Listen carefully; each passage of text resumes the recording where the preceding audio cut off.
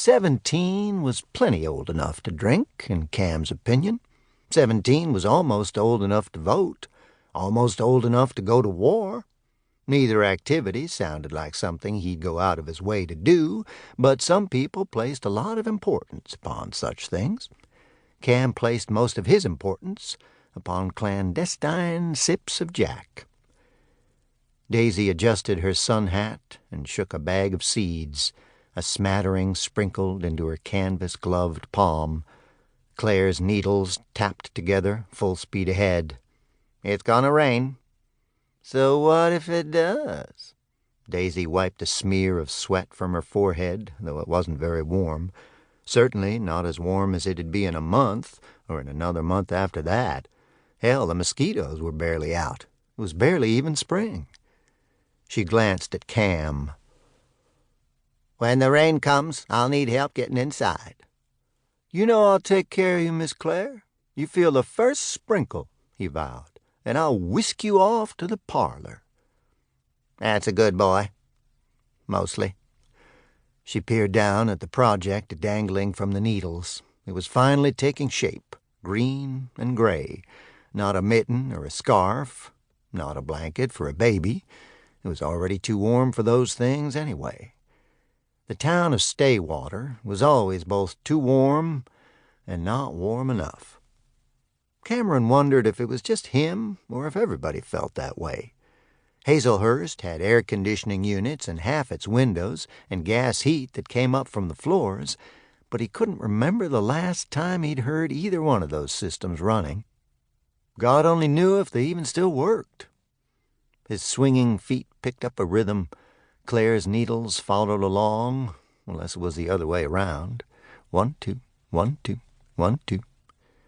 If this weather was some kind of sweet spot, it could stand to be sweeter. He thought about taking off his shirt, a striped button-up with long sleeves, rolled up his forearms. He thought about going inside and getting a sweater. He thought about.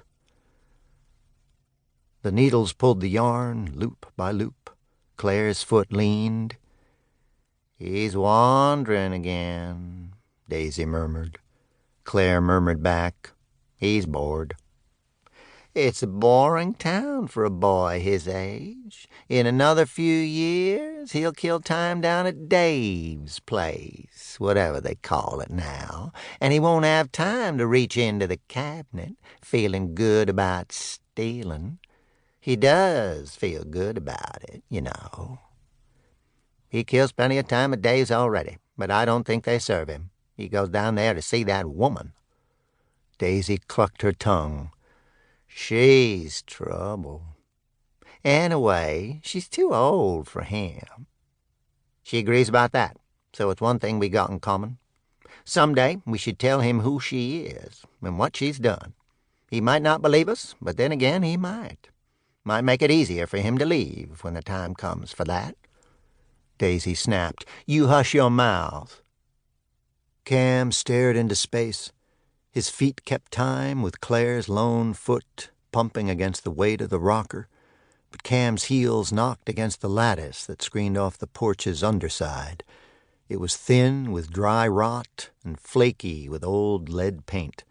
It cracked under the percussion of his heels, but he didn't stop. "We might as well get used to the idea," Claire said. "He's growing up, and he might not stay. It'd be best if he didn't. You know it as well as anybody."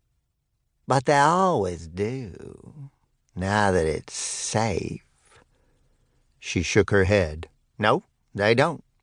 Her needles knotted the yarn row upon row. "And you don't know that it's safe." Daisy's spade cut the garden dirt row upon row.